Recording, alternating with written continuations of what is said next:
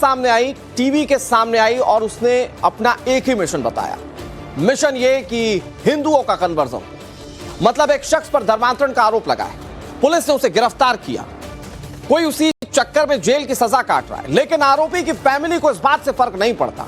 इन लोगों को लग रहा है कि जो शख्स जेल में है, जिसने कईयों का धर्मांतरण किया, कईयों को प्रताड़ित किया, उसने बहुत बड़ा काम कर दिया है। इन लोगों को लगता है कि ये अल्लाह का हुक्म मान रहे हैं। ब्रेन वॉश करने वालों को यह लगता है कि ये तो सब दीन का काम कर रहे हैं। आज इसी को लेकर एक बहुत बड़ा खुलासा हुआ। खुलासा नहीं है, जबकि ये कबूलनामा है। ये कबूलनामा है बेगम का, जो कि अब्दुल की बेगम। और इसी से जुड़ी बड़ी खबर आपको बता दें, आगरा धर्मांतरण केस में मास्टरमाइंड अब्दुल रहमान की बेगम ने बहुत बड़ी बात कही है। उनसे जब सवाल पूछा गया कि आपके पति अब्दुल रहमान इतना बड़ा धर्मांतरण का रैकेट चला रहे थे, तो आप सुनकर चौंक जाएंगे कि अब्दुल की बेगम कह रही है कि धर्मांतरण तो हमारे लिए अल्लाह का हुक्म है। और मैं दावे से कह सकता हूं कि कई मुस्लिम जानकार इस बात का खंडन करेंगे, क्योंकि अब्दुल की बेगम कह रही है कि धर्मांतरण नहीं कराया तो अल्लाह के यहां पर पकड़ होगी। उसने आगे कहा कि मेरे शौहर जो कर रहे हैं उस पर गर्व है, पुलिस नहीं रोके, ये काम करते रहेंगे, जो तुम्हारी ताकत है वो तुम कर लो, हम ऐसा करते रहेंगे। ये अब्दुल की बेगम कह रही है। जरा सोचिए, ये मानसिकता, ये सोच क्या है। देश संविधान से चलता है और उस संविधान से चलने वाले देश में कुछ लोग कह रहे हैं कि वो अपने धार्मिक आधार पर धर्मांतरण की कोशिशों को जारी रखेंगे। अब्दुल की बेगम, अब्दुल की फैमिली इस पर क्या कह रही है, जरा सुनिए।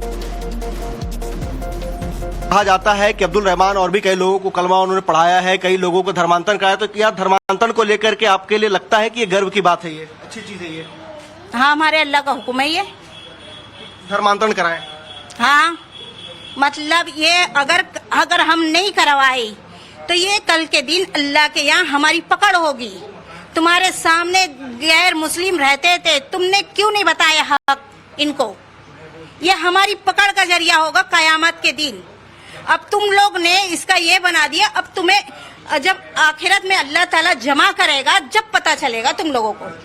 अभी तो दुनिया की उसमें चमक धमक में तुम लोग भूल गए हो अल्लाह को। ये तुम लोग में कौन लोग हैं? ये लोग, हाँ, ये तुम लोग जो आप कह रही है कौन लोग हैं, किनको आप कह रहे हैं कि चमक दमक में वो खो गए हैं? दुनिया की चमक दमक में खो गए हैं, जो मुसलमानों के पर इतना इल्जाम लगाया जा रहा है, मुसलमानों को बदनाम कर रहे हैं। यानी अगर वो धर्मांतरण करके मुसलमान बन जाए फिर सुरक्षित है वो, फिर उसे जन्नत नसीब होगा?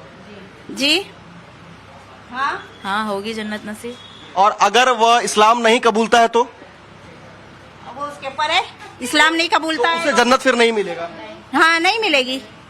कहा जाता है कि अब्दुल रहमान और भी कई लोगों को कलमा उन्होंने पढ़ाया है, कई लोगों को धर्मांतरण कराया, तो क्या धर्मांतरण को लेकर के आपके लिए लगता है कि ये गर्व की बात है, ये अच्छी चीज है? ये हाँ, हमारे अल्लाह का हुक्म है ये धर्मांतरण कराएं। हाँ, मतलब ये अगर हम नहीं करवाए तो ये कल के दिन अल्लाह के यहाँ हमारी पकड़ होगी। तुम्हारे सामने गैर मुस्लिम रहते थे, तुमने क्यों नहीं बताया हक इनको? ये हमारी पकड़ का जरिया होगा कयामत के दिन। अब तुम लोग ने इसका ये बना दिया, अब तुम्हें जब आखिरत में अल्लाह ताला जमा करेगा, जब पता चलेगा तुम लोगों को। अभी तो दुनिया की उसमें चमक धमक में तुम लोग भूल गए हो अल्लाह को। ये तुम लोग में कौन लोग हैं? ये लोग, हाँ, ये तुम लोग जो आप कह रही है कौन लोग हैं, किनको आप कह रहे हैं कि चमक दमक में वो खो गए हैं? दुनिया की चमक दमक में खो गए हैं, जो मुसलमानों के पर इतना इल्जाम लगाया जा रहा है, मुसलमानों को बदनाम कर रहे हैं। यानी अगर वो धर्मांतरण करके मुसलमान बन जाए फिर सुरक्षित है वो, फिर उसे जन्नत नसीब होगा? जी हाँ, हाँ, होगी जन्नत नसीब। और अगर वह इस्लाम नहीं कबूलता है तो वो उसके ऊपर है, इस्लाम नहीं कबूलता उसे है, जन्नत फिर नहीं मिलेगा? हाँ, नहीं मिलेगी। देश में रहने वाला व्यक्ति जिसको संविधान मानना ही है, वो गैर संवैधानिक काम करने वाले व्यक्ति का समर्थन दे रहा है खुले में। यह आपने सुना। धर्मांतरण केस में गिरफ्तार अब्दुल रहमान की बेगम और उसकी बेटी का कबूलनामा हैरान करने वाला है। अब सवाल यह कि आखिर ये लोग किस तरह की दुनिया में जी रहे हैं। लगता है कि इस युग में इन जैसे लोगों का पीछा, ये मानसिकता नहीं छोड़ रही। प्रेरित से बातचीत में अब्दुल रहमान की फैमिली ने और भी कई बातें कही हैं, आपको सुनाते हैं।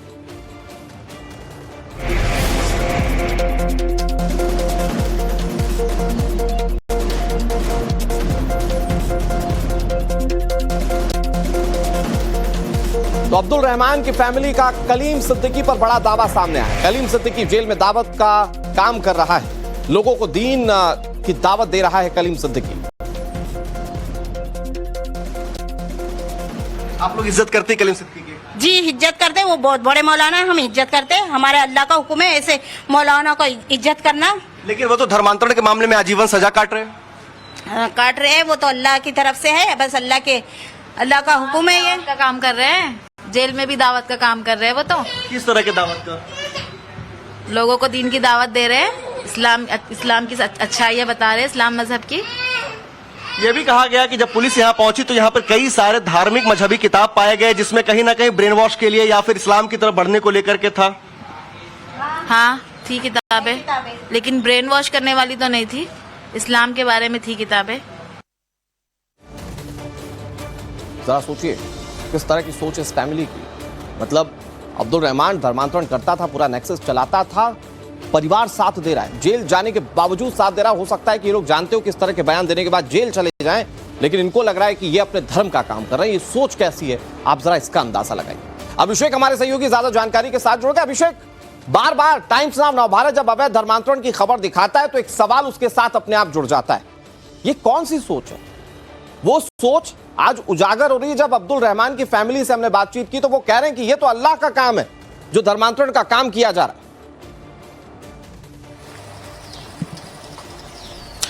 देखिए, बिल्कुल अब्दुल रहमान कौन है पहले ये जानना बहुत जरूरी है। अब्दुल रहमान कलीम सिद्दीकी का एक बेहद खास आदमी है। आदमी इन द सेंस उसका खास गुर्गा, जो कि कलीम सिद्दीकी के जेल जाने के बाद पूरे धर्मांतरण के रैकेट को ऑपरेट करता था। आयशा, जिसको गोवा से गिरफ्तार किया गया था, जो ओडिशा की रहने वाली थी, उससे पता चला कि रहमान चाचा जो दिल्ली में रहते हैं वो अब पूरा नेक्सस चलाते हैं और उनके जरिए ही दावत का काम होता है। दावत मतलब, अगर आप शब्द को समझेंगे, दावत मतलब होता है लोगों को बुलाना और इस्लाम के बारे में जानकारी देना, यानी कि धर्मांतरण करने के लिए उकसाना। कलीम सिद्दीकी भी दावत देता था। साल 2021 में उसकी गिरफ्तारी हुई थी, 24 में उसका कन्विक्शन हुआ था। उसके जेल जाने के बाद अब जो पूरा दारोमदार था वो अब्दुल रहमान के कंधे पर था। अब्दुल रहमान ऐसी लिटरेचर्स रखता था, ऐसी किताबें रखता था जिसमें धार्मिक जो भावनाएं हैं उनको ठेस पहुंचाने वाले कंपैरेटिव जो स्टडीज हैं वो कराने वाली और धर्म परिवर्तन कैसे करें, इसकी भी जो किताब है वो उसके पास रखी गई थी, जिसको आगरा पुलिस ने बरामद किया। अब्दुल रहमान पहले हिंदू था, यह भी बहुत जरूरी जानकारी है। साल 1990 में अब्दुल रहमान जो है वो कन्वर्ट होता है, महेंद्रपाल इसका नाम होता है, और महेंद्रपाल से बदलकर ये अब्दुल रहमान बन जाता है। अब्दुल रहमान के साथ साथ इसके तमाम जो साथी हैं, चाहे अली की बात करें या फिर जो आगरा से पकड़ा गया रहमान की बात करें, सबका अपना अपना काम और एजेंडा फिक्स था। आईसिस के मॉड्यूल पे ये लोग काम करते थे, लश्कर के साथ भी इनका कांटेक्ट था। लश्कर तैयबा के जो खास लोग थे जो दावत में शरीक होते थे, दावत का काम करते थे, उनसे भी इसका कांटेक्ट होता था। और यही कारण है कि आगरा पुलिस को जानकारी जो मिली है, जो कांटेक्ट नंबर्स और नाम मिले हैं, वो काफी हैरान करने वाले हैं। अभिषेक, आप ये जो जानकारी दे रहे हैं ये बिल्कुल सही बात है। इस जानकारी को तो हम कल से ही अपने दर्शकों के साथ साझा कर रहे हैं, लेकिन मैं आज इस अब्दुल रहमान की फैमिली पर बात करना चाहता हूं। इसकी फैमिली के लोग जब मीडिया के सामने आए तो गलत को गलत नहीं कह रहे। मतलब ये बताता है कि वो किस तरह से इस धर्म को लेकर रेडिकुलाइज हो चुके हैं। आपने खुद बताया कि ये लोग पहले हिंदू थे, बाद में कन्वर्ट होकर मुस्लिम बने, यानी कि इनका रेडिकुलाइजेशन हुआ और आज वो इस कदर हो चुका है कि ये लोग इसे धर्म से जोड़ते हुए इसे ठीक बताने की कोशिश कर रहे हैं।